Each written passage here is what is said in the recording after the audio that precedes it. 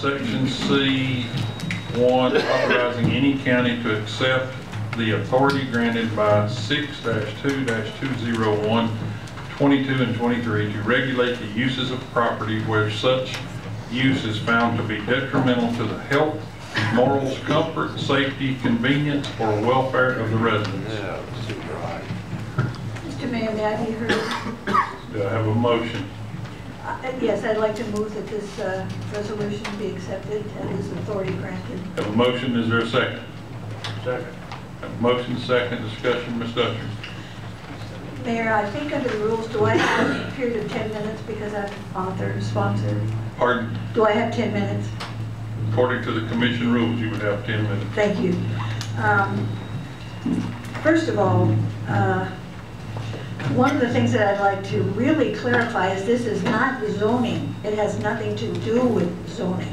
Zoning is where you take property and you put it into various areas and you tell people what they can do in that area with that property. And the county could come in and rezone it and tell you that what you could do, you can't do. This is not zoning, and it has nothing to do with zoning, and the county could not do that. What this has to do with is harm to people.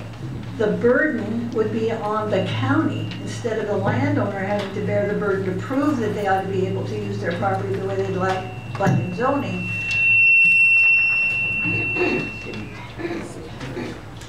This would require the county to have to prove that that use is harmful.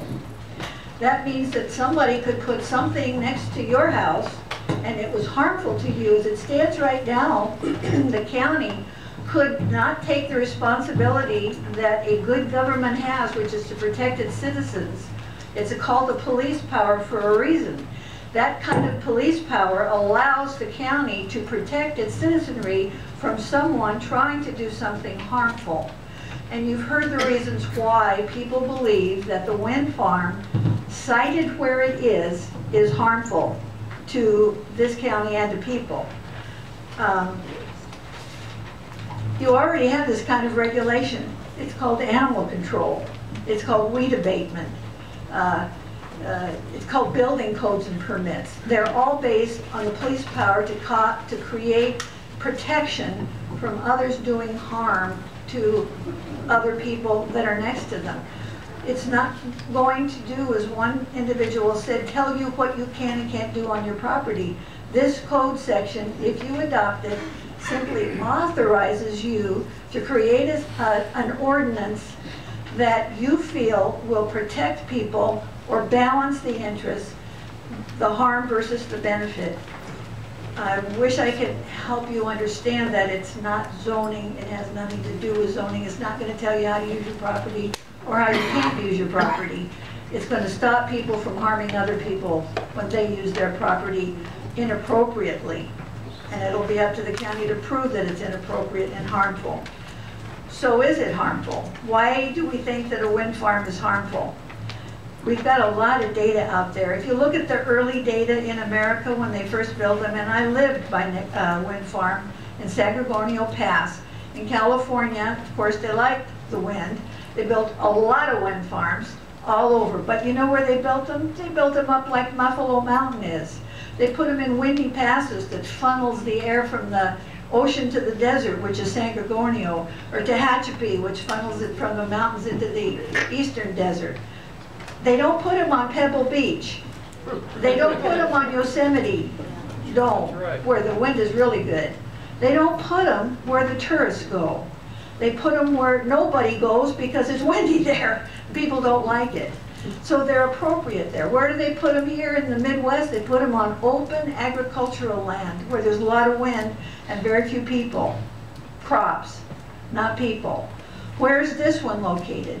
Buffalo's okay, nobody minds it because there's nothing there. It's 8 miles from a city. Wow. There's no residences, and I'll tell you what, there isn't an elementary school 1 mile away from that wind center with 500 children. There are 8 hours.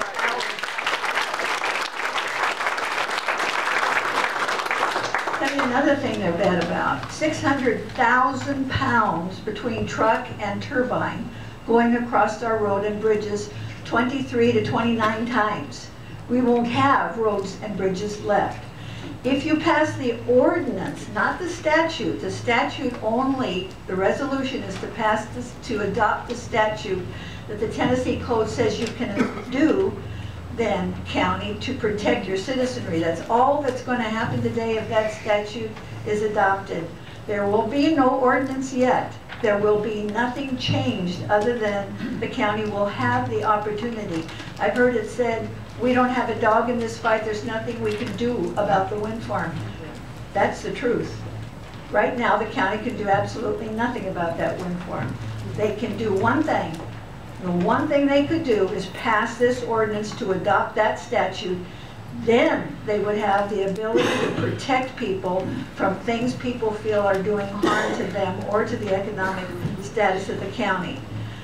So they need to adopt that statute before we can do anything more. Our roads and bridges will be ruined.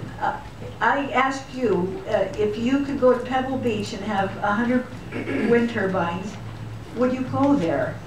I think this is common sense. I think if you went to Yosemite and you found surrounding the Yosemite Valley 100 wind turbines on the mountain ridges, if you went to San Gorgonio Pass, what you will see today is Palm Springs. If you go through the wind farm and turn in to go to Palm Springs, you will not see those wind turbines. That's right. That's a tourist destination. They won't let them anywhere near Palm Springs. They're in the pass.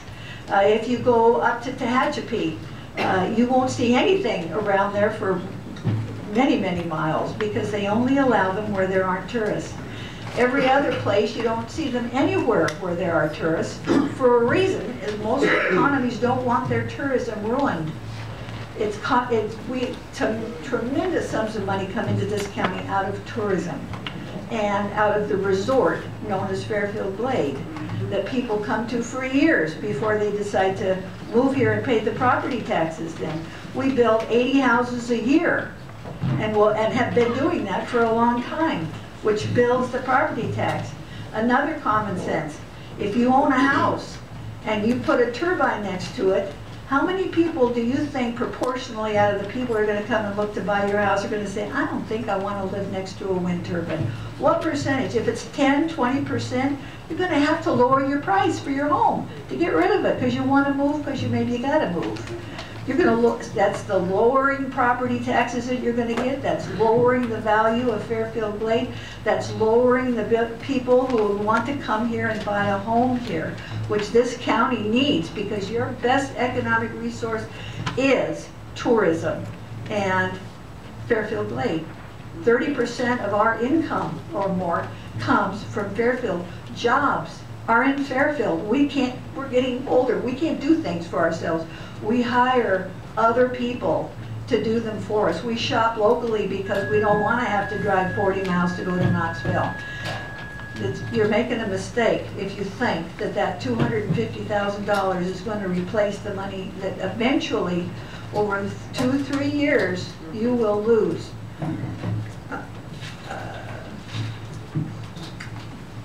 You know, there's been some misleading comments made, and I'm going to go through the misleading comments one by one. Old people don't like change. That's ridiculous. The wind farm has nothing to do with old people not liking change. It has to do with the fact that all our money is in our home. All our peace of mind is in our home. You change that and you've destroyed part of our life. It isn't about change. It's about taking away what we spent a lifetime getting. We came here because we loved it. We loved our home. And we thought we had come to the last home we would ever buy. And when you take the value away from that home and we can't sell that home because we're getting older, you're taking something that even money can't buy.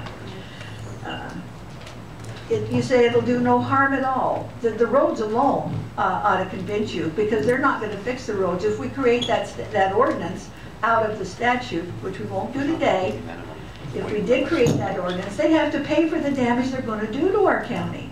They'd have to pay to fix the roads.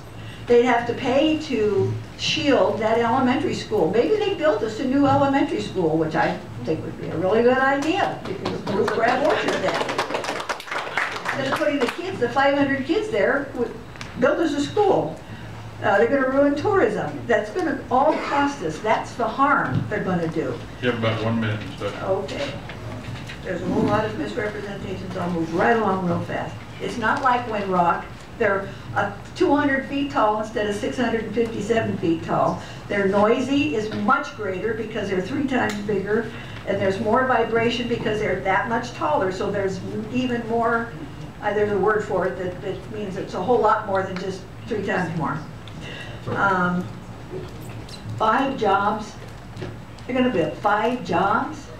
We can do better with that. With 5 more houses in Fairfield, I'll tell you, you get more money out of that than you're going to get out of that 5.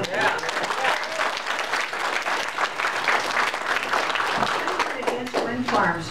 We probably need wind farms. We need them in Tehachapi. We even need them in San Gregonio. I didn't like them, but we even need, there's no birds in San Gregonio. I mean, it's a desert, so we need them there.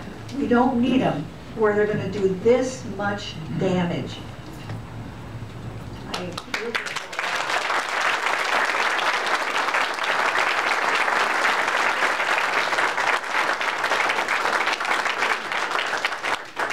Other discussion? Mr. Spine. Commissioner Dutcher may not call this zoning, but effectively I suspect it really is. Let me just read what the statute says. If this resolution is adopted, the county will have the power to define, prohibit, abate, suppress, prevent, and regulate all acts, practices, conduct, businesses, occupations, callings, trades, uses of property, and all other things whatsoever detrimental or liable to be detrimental to the health, morals, etc. Doesn't define what that means, what is detrimental or not. That's effectively a zoning statute with some extra language written in. It also does not apply to any incorporated municipality. The wind farm, if this would pass and we said they couldn't do it on Millstone Mountain, it could be done in Crab Orchard. There's no stopping that, or Crossville or Pleasant Hill for that matter. I think it's a mistake to adopt this because in effect what you're doing is giving the county commission the power to, the wind farm's one thing, but they could do a variety of other things under, in effect, the zoning. You know, and I'm trying not to particularly take a position for or against the wind farm, but the people that are here opposing the wind farm should have been with your legislators, because the state is the one that needs to adopt rules and regulations on wind farms across the state. We do not need to get into it as a county commission and get into various lawsuits and so on. Senator Alexander puts out a wonderful brochure at taxpayer expense. What has he done in Congress in Washington to put in regulations? I'm not aware of anything. More than Nor has Diane Black. More than you. More than you. We can't do anything right now. Yes, you can. Oh, no, we cannot. Unless this passes, we can do nothing. Well, pass it. What are you afraid of? Yeah, what are you afraid of? I think the state should enforce regulations. Go to the legislature and get it done. I oppose this resolution and will definitely vote no. Pass the buck. Other discussion? Follow your mission, state. Yeah, follow Any you. other discussion? Please. Mayor, may I speak? I just want to say one thing. We have to move. Oh, Don't wait a minute. forget us. Don't forget us that spoke last Ms. month, Dutcher. okay? I would like to clarify something one more time. Under zoning, you can't do anything in your property until you come to the county and ask them if you can do it differently. The burden is on the proof, it was on the landowner. The landowner has to, a burden of proof is terrible to try to get over that hill. Under this, the county can't do anything unless it proves that you're doing something harmful. Unless the county or someone coming to the county can prove that whatever use it is harmful, the county's hands are tied as normal. So it's not the county coming and telling you what you can do or not do with your property. That's zoning. This is not zoning. The county can do nothing until it proves by an evidentiary hearing that you're doing something wrongful, harmful to other people or the economy of the county. Mr. Hassler. Commissioner Sabine read 6-2-201-22. 23 right below that says the county, or whoever adopts this, must prescribe limits within which business occupations and practices liable to be nuisances or detrimental to the health, moral security, or general welfare of the people may lawfully be established, conducted, or maintained. So that puts the onus on the county commission to establish these rules. It's not that you have to come and prove that you're not doing anything wrong. The county is liable to establish them before you even ask. That's what an ordinance does. That's what this says. Yes, because the county would then, if they adopt a statute which would give them authority to do this, and you can't have zoning, it says right, you can't have zoning and use this particular statute under Tennessee code. I'm sorry, but this is zoning. No, it's not. It's not. Other discussion? Mr. Mayor, move the question, please. Okay. Question's been called. Ms. Clerk, would you vote? You call the roll, please. If you're voting yes, you're voting in favor of this. If you vote no, you vote against. Harry Spahn? No. Tracy Scarborough? No. Nancy Hyder? No. Paul Mison? No. David Hassler? No. Rebecca Stone? Yes. Alan Foster? No. David Gibson? No. Zach Davis? No. Terry Lowe? No. Terry Carter? No. Wendell Wilson? No. Roy Turner? No. Jim Clappin? No. Sandra Dutcher? Yes, Woody Geisler? Yes. That motion fails. Next item on the agenda is a resolution